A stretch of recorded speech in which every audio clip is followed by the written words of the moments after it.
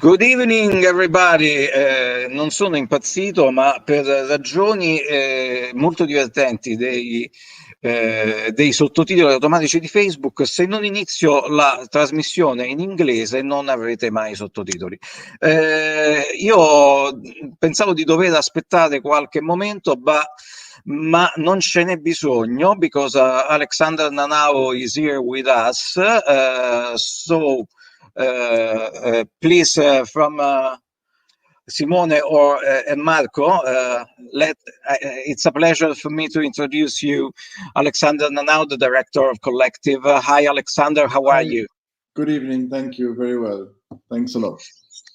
So I'm very pleased to present your movie tonight for the many friends that will be with us in this live streaming.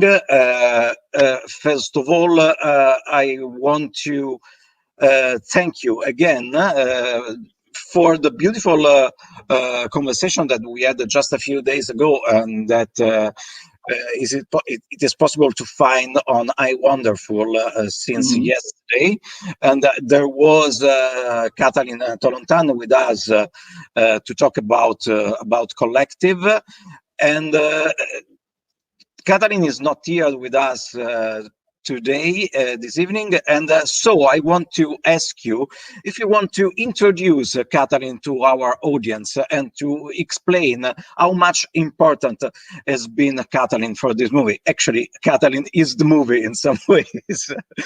Yeah, I mean, not only him, but also his team, basically, because they are a team. It's Katalin, Mirella, and the young journalist Razvan, and they always work as a team.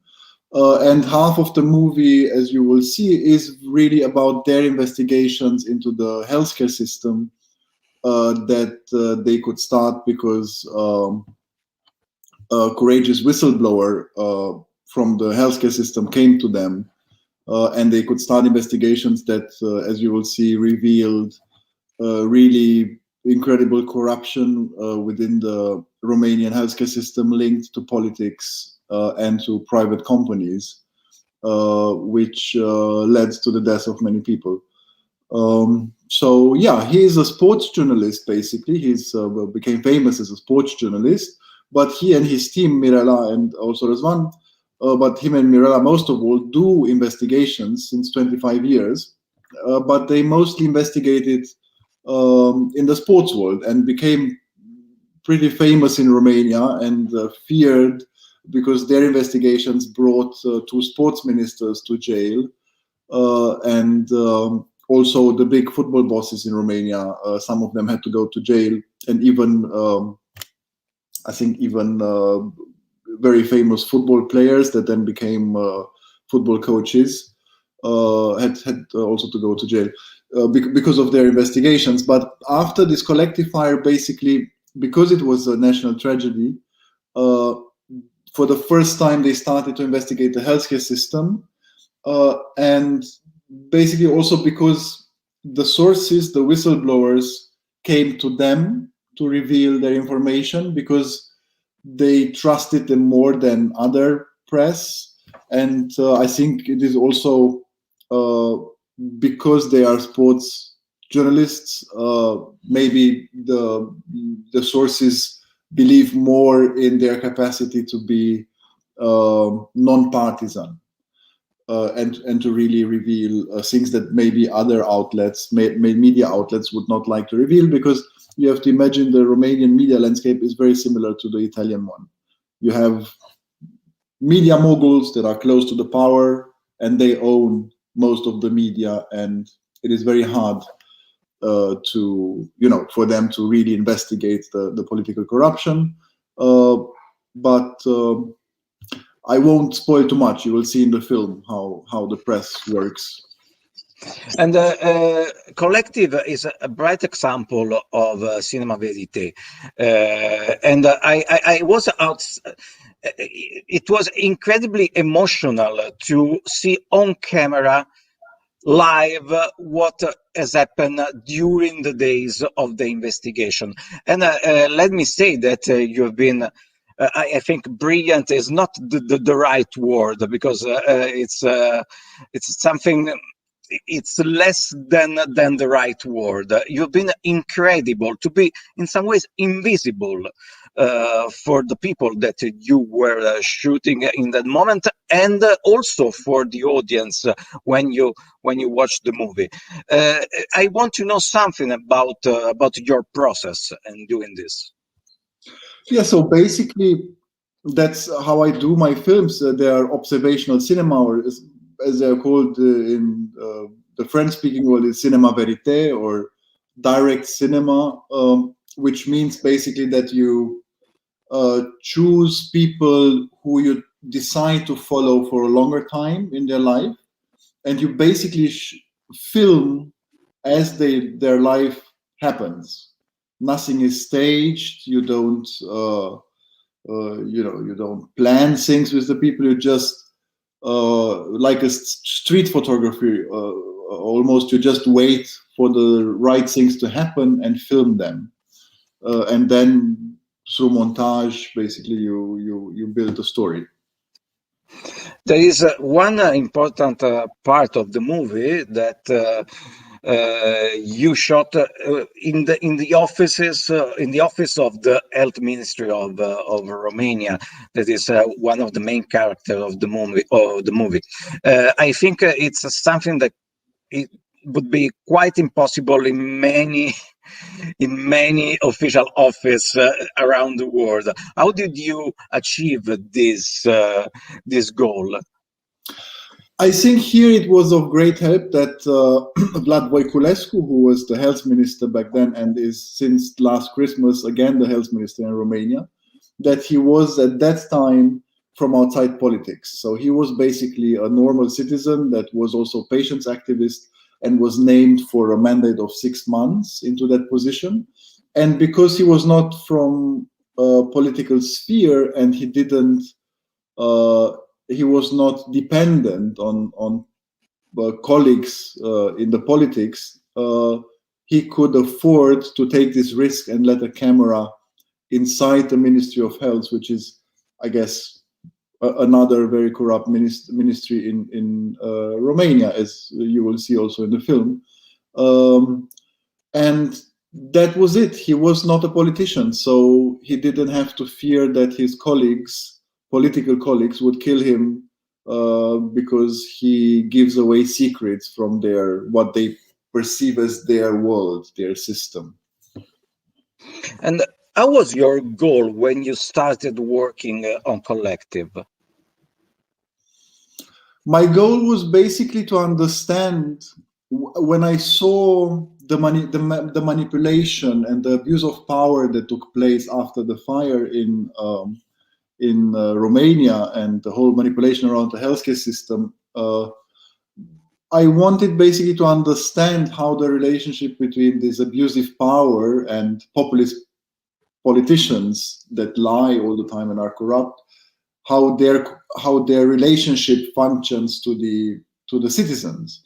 And then we understood pretty fast that the best way to tell such a story is to see it through the eyes of investigative journalists that investigate the power, in order to understand how power is abused, how manipulation works, but we could never expect what then really happened in front of the camera, and all the revelations, the corruption, and really the abuse of power, and trying to crush basically also not only the citizens, but also the journalists that were investigating the power. And Collective had his international premiere in Venice in 2019, and after that there were many festivals, and so you went around the world during these 2 years, or if during the last years, not physically probably, but, but I want to know something about the reaction that you get from all the different countries that you have reached with Collective. We were surprised to see that the reaction was not different in the different countries. So it didn't matter if we are in more developed or less developed democracies or countries. The reaction was almost the same everywhere. And I think because we are sharing in a way, the world feels smaller and smaller every day. And we really start to share a lot of things. And one of them is the way in many countries the people in power misuse their power, and we feel that we lost in a way our societies to very populistic politicians. And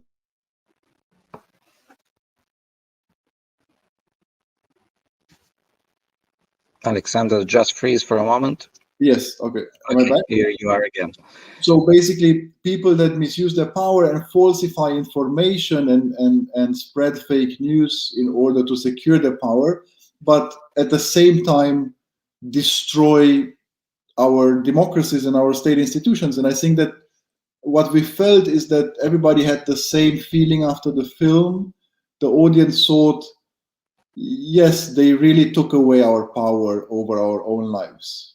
It was a common feeling that we felt everywhere. People are, it seems people live in a constant fear because they are not sure if the countries they're living in and the states they're living in remain functional, or if they could be destroyed very fast by the power. And nobody feels secure right now.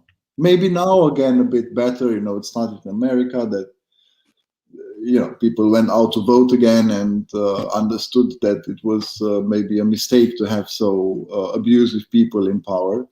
But we will see. I mean, we don't know how things will develop further. And you mentioned America, and as a matter of fact, Collective is in the short list for two major Academy Awards for the best documentary and best foreign film. I think it's a great satisfaction for you. And what do you hope for Collective? It's a great satisfaction because I think it's also the result of the high quality work of a team. The film team and also the team that worked on promoting the film and bringing it worldwide to many audiences. And I only hope that through this recognition, the film really reaches more and more people, because I think it is a story that has to be told, and it is a story that gives viewers the chance to reflect on their own societies. And that was also what we experienced in also many different countries, that it is a story for everybody in every country to understand how, as the journalist in the film says, is basically how the powers work that shape our lives. And I want to know something about the references. I mean, there are any directors that you love particularly and that in some ways inspired your works? Oh, there are always, for sure, directors that I love. And I think somebody asked me several days ago, also an Italian journalist, what my favorite film is. And my favorite film always was, since I am a child, Once Upon a Time in America, which is maybe an American film, but it's still an Italian film, right? It's Sergio Leone. So, but in particular for observational documentaries, and what really triggered me to do this kind of films, I think it was the movement of direct cinema in America. That was started by Robert Drew, and then the Maisel brothers with a film that was very important for me, Salesman, where I understood how these films can work, where you film real people that can become bigger than life. And on the fictional side, for sure, I mean, there are many directors that influence me, but it's every period in which you make a film, it's different directors that influence you, basically. And I want to remember that on I Wonderful we have the Kennedy movies by Robert Drew and the Mr. Borders. So we really love that kind of cinema as well. I'm curious. I'm curious about a lot of things about Collective because it's such a complex movie, and there is a part that I think is incredibly moving, and it is this mixing the chronicle of this tragedy with heart, and you know what I'm talking about. But why did you? And I don't want to spoil anything to the audience, but I'm really curious to know why did you decide to mix these two things in those beautiful scene at a certain point. I think that for me it was important to understand more than just one theme, like how does journalism work or how do politics work. I think that in order to understand our lives in a society, it was important to understand the complexity also of emotions and information and how institutions work and how people basically fight in a way for the values they want to live by. And this is our lives are a very complex thing. I mean, even when you walk in the streets, it's so complex how many things around you basically will shape your day. And in a way, I really like and believe in a cinema that reflects the complexity around us and inside of us. So it was important for me to really encompass what I felt in the year 2016 in Romania, all the so complex shaping of society after this collective fire, and that I tried to transpose into the story as I lived through it when I filmed it. Many countries during the last few years have been wounded by terrible events, especially for terrorism. I guess, I mean, France, United Kingdom, and so many others. In this case, it's not terrorism; it's a tragedy. It's a terrible event, but it's a terrible wound for Romania in the very same way. And what happened next? Do you feel it's a kind of internal terrorism in some ways, discovering all this incredible net of corruption? Yes, I think it's not an exaggeration to call it a terrorism from the politics from the political sphere towards their own citizens, because if you imagine that a company diluted disinfectants that were used in 350 hospitals in Romania for 10 years. The Secret Service knew and informed all politicians. So they knowingly basically let this happen to the citizens, to be killed and basically their sanity was attacked by hospital bacteria because the disinfectants were diluted. So it is no exaggeration to call it a terrorism towards its own citizens. And I don't know too many states that deliberately do that. We have that many times for sure with big companies, like Boeing with this plane that they deliberately knew it is built wrongly and they let it fly. We have Volkswagen that deliberately did what it did, and then we found out that all car companies basically did that with the cars, and that the states know, that Germany knew, France knew. But yeah, we live in times where really we have to watch basically the people that govern us, and if they really do it anymore in our interest, or if they basically attack us, more or less, attack our lives. Well, the political and economic situation since a year is quite complicated in Europe, but all over the world. But thinking about Europe, I believe you still live in Germany.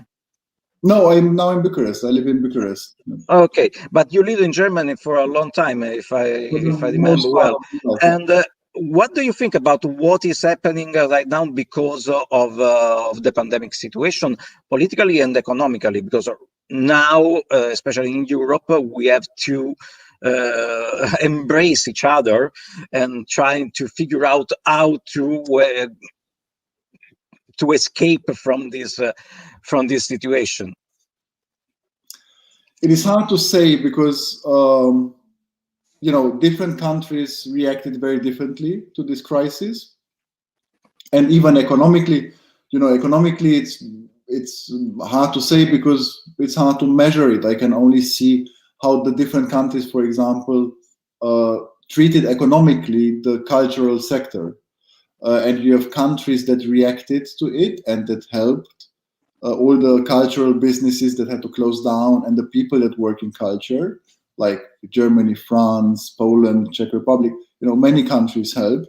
And countries like Romania that basically abandoned culture. They had no single program since the pandemic began to support the dying and the bankruptcy in culture. So basically, artists and cultural institutions are dying out. And here you can see already a very different, the difference between European states, because if you don't cherish your culture, if you let it die in times of crisis, it says a lot about the state of the society and how it understands what it will need to survive. And we will need culture to survive, really. This is a very important statement, let me say, and I'm very glad and pleased, Alexander, that you are saying this. And I'm curious about what was the first reaction from the Romanian film industry when they first knew something about collective. From the film industry, Yes. uh, it, it's hard to say. I don't know. I think everybody was hopefully proud that we had our premiere in Venice. It was the first Romanian documentary to ever premiere in Venice, and I think not many Romanian films were anyway premiering in Venice and not in the official selection. So no, people were proud, and even now, people are, I think, are proud and happy that the film, goes all the way and gets all the recognition.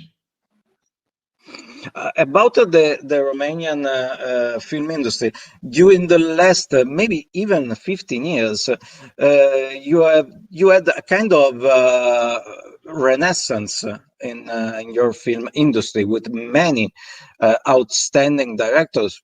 You are among them, and how has been possible during the years to build such a well-built, I'm sorry for the for the repetition, a well-built industry, and with a very peculiar and a very peculiar idea of making movies.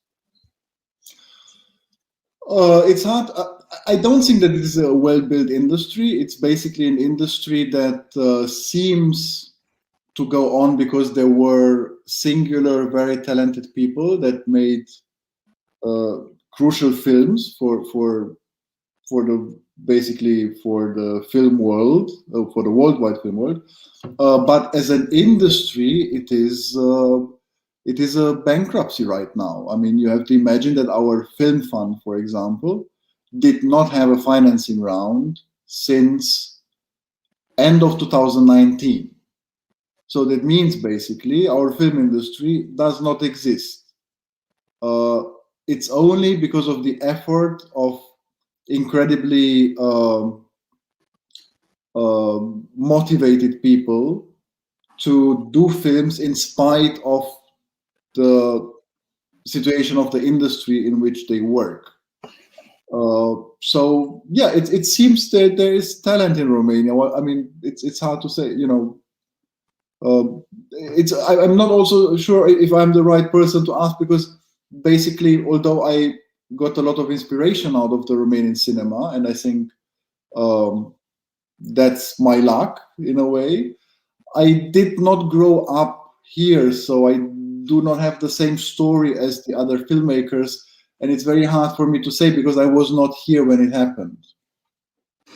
Coming back to Collective, I want our audience to understand how many hours did you shoot? So how much material did you have to edit for Collective?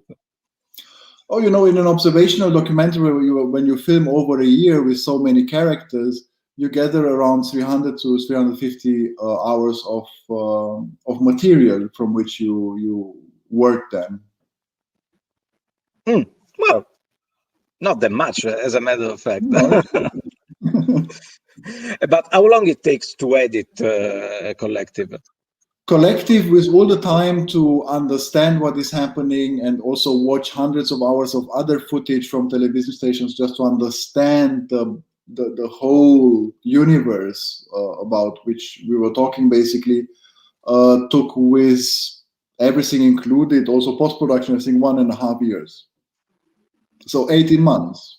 18 months. Well, the average for a great documentary like yours. Yeah. And now I think it's time to make something new and to find another story. That's true. Find another story strong like this. Yes, I know. Or not.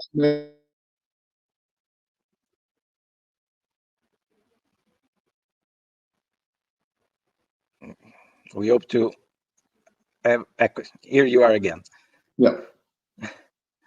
So yes, I was saying that for sure I have to see now what is the next story. But right now we are still working on the promotion of the film that comes out in many countries now because it was all delayed, and we also work on the Oscar campaign for sure. And then I'll have to see. Oh, and actually, how is going the Oscar campaign? Because right now you have to campaign from your kitchen, actually. Yes, it's very different for sure than I hear from colleagues how it goes in other years. But we have a great team worldwide, and we try to do our best to release the film in the different countries and to make the film as visible as possible. But I must say it is a great help that it is so well received by the press. I mean, that helps a lot, that so much press is picking the film up, is talking about it, and is reviewing it pretty well. Okay, it's 9 p.m. here in Italy, so people are starting watching Collective. I am Alexander. Thank you so much. I have to say that these two conversations that we had, I discovered a great director and also a very nice person. And, thank you very much. Same. Yeah. And so, good luck for everything for Collective. We have been so happy to have you here tonight, and I want to really tell you that I loved Collective. I will watch it again and again, and thank you again. Yeah. Thank you for releasing it, and happy release day. Bye. Thank you. Bye, Alexander. Goodbye. Bye. Bye. Bye.